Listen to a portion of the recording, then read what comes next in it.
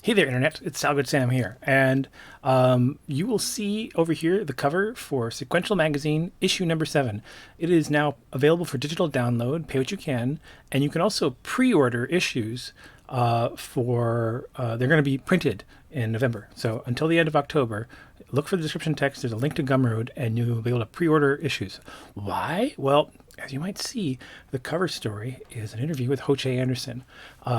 Me and Sam Noir for the Sequential podcast, which we have several episodes in the can, and I'm getting them slowly edited. We interviewed Hoche for 2 hours. And then from that 2 hour long interview, I've edited an hour and 40 long minute video that will be one of the episodes of the new Sequential podcast series.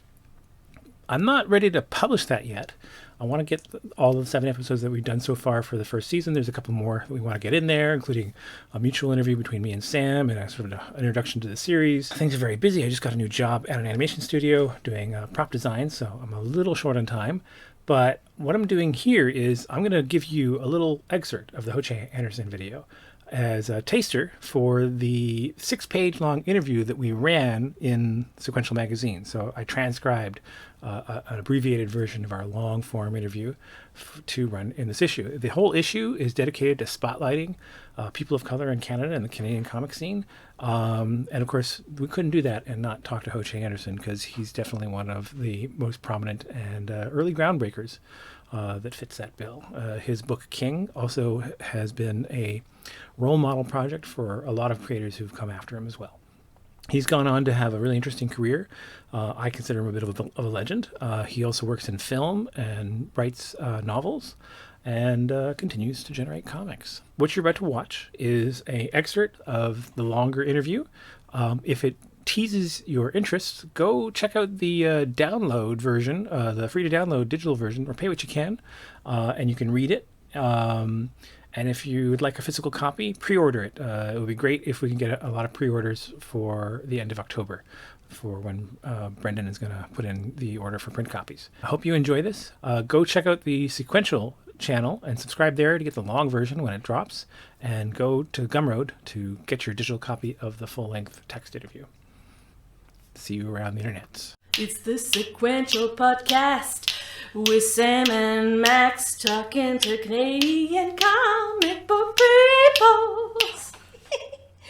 It's the Sequential Podcast with Sam and Max talking to Canadian comic book peoples. Welcome to the Sequential Podcast. My name is Sam Noir. I am a writer primarily, sometimes a cartoonist, editor, and publisher. My current projects are Ballyskillin, an augmented reality comic book, and Cauldron, magazine of supernatural tales, both currently on Kickstarter. And to my right is... I may not be on your right in the final version. It moves it around. All right. I'm Salgood Sam, aka Max Douglas. It's actually the other way around, but that's not too important. I'm a comic artist and art teacher, and also the publisher of Sequential, the host of this podcast. And I've had books out, but everything I'm doing now is on hold due to the COVID. So, you could go look up Dream Life or Therefore Repent, or Dracula, Son of the Dragon, which got published last year finally. And we're here today with Ho Che Anderson, who's a bit of a legend.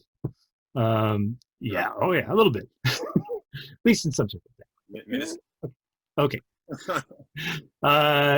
So I've always been really curious to talk to you about stuff, because we kind of grew up in similar circles, although we never really met very much. You've also sort of timing works out pretty well to talk to you now, because we're going to start more at the beginning of your career, but I just mentioned you've got a new book out, or on the way. It's a new book on the way. I just saw the IO8 previews. Oh, okay. Yeah, Stone. Yeah, it's an ebook. Got a whole series of those coming out over the next year or so. That looks cool. What can you tell us about those? Well, it's for a new publisher. It's called Neotext. I've been working with them for about 2 years. I got involved with them through my buddy, the great cartoonist Ben Mara, hooked me up with the top dog there. And we kind of had a creative and political and just sort of sociological connection. And we started working together pretty hard, pretty fast. So Stone is, it's a novella with some illustrations by me, I think 12 or 14 illustrations, I forget. And it's kind of, I guess, sort of a dystopian future story in which sort of try to imagine that the threatened Trump dictatorship has become a reality. And now we're living many decades into what we're dealing with now, and it's only gotten worse. And people are kind of forced to pay these exorbitant taxes just to breathe. We have a thing called an air tax, which is just as horrifying as it sounds. So we have a character that's thrown into that milieu, incredibly smart and incredibly gifted athlete who is informed by the sort of the top family in the town that she lives in, that her talents have been recognized and she is now their property. And so she has to decide what she's going to do. Is she going to kind of acquiesce to their demands, or is she going to take back her own life? I was enjoying watching the interview you did with the KFAB guys, and it was interesting hearing about how you got started, pretty boldly going to get work at Vortex. Yeah. Well, you know, when you're stupid and you don't know what you're doing, you realize that you're being bold. Possibly, although I mean, I think I definitely I thought about it for like 10 seconds, but didn't have the nerve to actually. So. Well, I didn't give it any thought, and I just did it. So right. And maybe you were quite young, right? What I was doing, I would have maybe made another choice, but it is what it is. Yeah. How old were you when you knocked on their door? I was 14 the first time. I was in love with their comic Mr. X, written and illustrated by the Hernandez brothers before the great Seth and Dean Motter took over.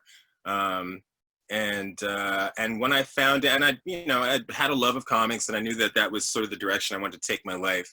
And when I discovered that they were a Toronto-based publisher, which is incredible, I thought, what the hell? Let me put together some of my stuff and take it up there. So they had an office on Spadina in a building called the Darling Building, which I'll never forget. I think the building's still there. And I went up to their offices. There was some lady working there doing paste up, I think, at a desk. She didn't know who the hell I was, why I was there, and she tried to shuffle me out of there as fast as possible. Did you ended up working on stuff for Vortex, but you didn't get published by them, right? No, I worked on a 5-issue miniseries. The name is really stupid, and I don't even want to say it out loud. And I plotted the whole thing. I wrote and drew the first issue, which is terrible, by the way. The first book's always ever. Yeah. Well, this lived up to what it should have been. It was terrible. And what was it about? What can I say? Listen, I have a lot of respect for Bill for taking me in and giving a lot of lessons in the beginning of my career, such as it is, and for being very influential. I mean, Bill introduced me to the whole Art Deco movement and introduced me to a lot of very underground and very daring kind of comic book storytelling that was going on, very cutting edge stuff that was going on in the 1980s, in the early mid 80s. So I'll always have a lot of, affection for the Vortex gang for kind of giving me my start. Kind of, if I got the timeline right, you kind of segued interestingly, especially for someone who's pretty young. The next thing was Fantagraphics Arrows comics, right? Yes. Back in those days, I don't know how people break in now, but back in the 80s and the early 90s, I didn't go to a lot of conventions, but what I did was I did a lot of samples and I sent them to publishers relentlessly. So if you were in business in the 1980s, I probably sent you some kind of submission at some point. And one day out of the blue, I got a letter from them saying that they were a new publisher. We're a new publisher called Eros, and if you're getting this letter, you've made your way onto our radar somehow. We're looking for submissions, blah, blah, blah, blah, blah. Well, that was a fascinating time for Fantagraphics as well, given the fact that I guess it was yet another period where they were going through financial difficulty, and their solution actually was to do these Eros comics. Oddly enough, they took some of the Fantagraphics stable as well, and a really quite stellar lineup to be debuting into a line, especially in the realm of adult comics. Yeah, there were all these luminaries, and then there was me. So it was a little bit weird. But yeah, I mean, my book, Gilbert's book, Birdland, and Frank Thorne's book, I think it was called The Erotic Worlds of Frank Thorne, were like the first 3 books that premiered from Eros. And it was, I mean, you know, and we have Chaikin's Black Kiss to thank for the existence of Eros, because from Vortex. From Vortex, there we go. Yeah, that's true. There's like a real cross-pollination going on there. And sexuality is a thing you revisit in a great deal of your work, Scream Queens and Godhead, et cetera, et cetera. Yeah, I get in trouble for that sometimes. But the way I see it is, I mean, you know, there are certain ingredients in life that are fundamental to us all. And, you know, sex and violence are, you know, for most people, hopefully violence is less a part of their lives. But sex is something that affects each and every one of us. Even if we don't have it, we were still a product of it. So I just feel like for a story to feel true to life and well-rounded in terms of like displaying all of the things that life have to offer to us, having sex as part of the mix is, to me, just feels essential. When did you start getting into doing stuff like King and like I feel like that's when you started maturing. So I was wondering, when did you start kind of taking the reins and doing your own stories? Or I guess King was actually brought to you, right? Yeah, King was brought to me. So what point do you feel like you kind of were able to sort of take control and start doing your own stuff? Well, I mean, the truth is, King, I shouldn't have gotten that job because I wasn't ready for that job. Exactly. But, you know, I think sometimes it's a good idea to kind of be forced into a situation maybe you're not ready for, because it really forces you to kind of sink or swim. And eventually I was able to swim, even though I sank for quite a while. But and I've said this story many, many times. I got offered the King job when I did the Eros book. It was sort of a package deal. How did you end up at Piranha? DC's side imprint. Yeah, absolutely. They were sort of Vertigo before Vertigo was anything. They were the proto Vertigo, minus the supernatural edge. And creator owned as well. Yeah, all creator owned, exactly. Yeah. Let's see, how did I get involved with them? I think I got an intro through somebody. I do not remember who that person is anymore. Who was running it at that stage? This was a guy named Mark Nevelow. Okay. He was the editor-in-chief there. I don't know that Mark has gone on to do anything else in comics. I've not heard his name since the Piranha days. But he was the editor-in-chief then. A really nice guy, a total hard ass. Not a guy you want to like fuck around with, but he was a real sweet guy to me until I pissed him off. And then so I found out about them. I think I cold called them one day. And they were like, yeah, send us some stuff. I said, and then I proceeded to send them samples for like the next year. And Mark was such a sweet guy that he would allow me to FedEx like my original art to the DC offices. He would photocopy them and then FedEx them back to me. Oh, wow. Who does that? Nobody does that. But Mark was such a sweet guy. And which I took advantage of, to my regret. You're sending him originals? Yeah, I would send him my original art. Oh. Yeah, it was weird. He was the 80s, man, I'm telling you. And so anyway, I worked with Mark for about a year, and he was looking for something for me to work on. And I was getting very impatient because I was young and too cocky for my own good. And finally, things kind of fell into place with a book called, sci-fi comic book called Skin Brace, which was written by the late, great Lou Stathis and another writer named Robert Morales. Did you always aspire to be I'm doing finger quotes, Fantagraphics creator? You've certainly made yourself a home there. I have, yes. I mean, they were part of the mix of people that I was interested in, definitely. I don't know that I had designs to publish as many books there as I have over the years, which I'm happy to have done, by the way. I love those guys. But no, it wasn't like it wasn't an aspiration per se. But I mean, I loved the Comics Journal. That book was a real kind of gateway drug for me, learning about comics history. I loved the Hernandez brothers, still do. I worship those guys. And I loved Lloyd Llewellyn, Close's early work. Oh yeah.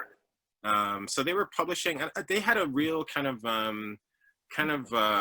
cutting edge vibe going on there that I responded to deeply back in that time. So I don't know that I aspired to be a Fantagraphics only cartoonist, but I definitely aspired to like be part of their roster for sure, because I really respected and admired the work that they were doing. But you've gone off into like also doing film and stuff. Was that always on your radar for a medium you wanted to work in? Yeah. My love of comics and movies were born pretty much at the same time. It was Star Wars that sort of got me into the whole visual storytelling world in the first place. And that translated not just to the movie, but to the comic book adaptation. I loved that thing when I was a child.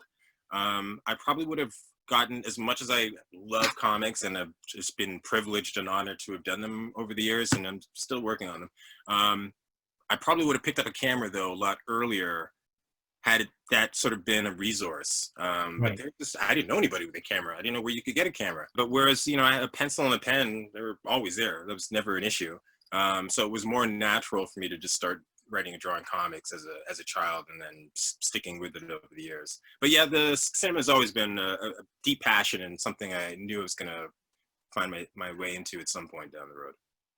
So what are you directing these days? Are you working on film now? Yes, in development on another feature film. Just got some fun development funding for that, so I'm really excited about that. And I just actually, we were talking about animation earlier. I directed an animated film this summer for the NFB, which was hella fun. So gonna stick with directing as much as I possibly can. What work do you have other than Canuck in your novels? Anything you can tell us about or talk about, or? Well, I want to stay involved in comics as a writer, and I want to like, since I've had the opportunity to write and draw like a whole bunch of books, and had the opportunity to scratch that cartoonist itch for the first part of my career. I want to spend the next part focusing more on the cinematic side, but I always want to be involved in comics as a writer. Just because I just love the medium and I just enjoy. One of my dreams was I remember I met Brian Azzarello, I think it was in 2008 in Barcelona at a convention, sitting down having a beer, and I just said to him, dude, you've got like the greatest job in the world. He was writing 100 Bullets at this time. And he said, yeah, dude, I do. Every month I get to write this cool comic, and I'm having a ball with it. And I thought, that's what I want. Even more than I want to draw them, I would just love to be able to like have a monthly book that every month I knew that I had to the story that I had to work on. So that's kind of where things are in terms of comics. Like I said, I'm doing Canuck.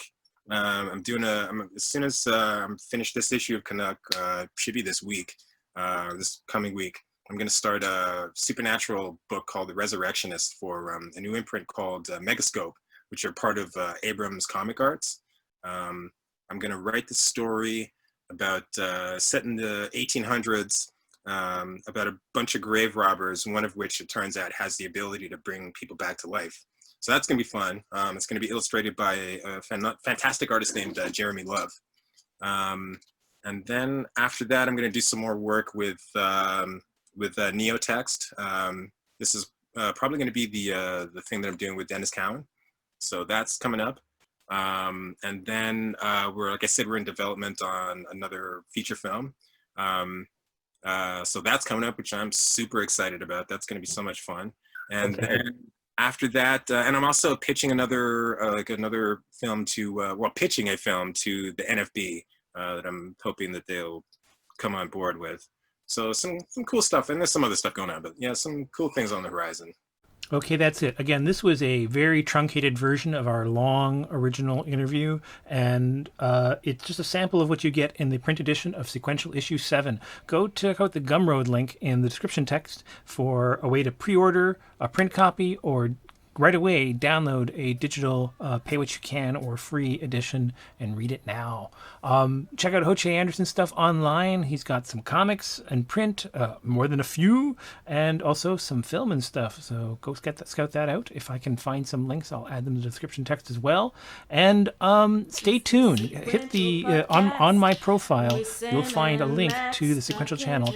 Go there and subscribe to get the full-length version of this interview when it finally drops, along with all all the others that I'm working on editing after having recorded many with Sam Noir. He's also got his Kickstarters, so look for that as well. And we'll see you around the internets, people.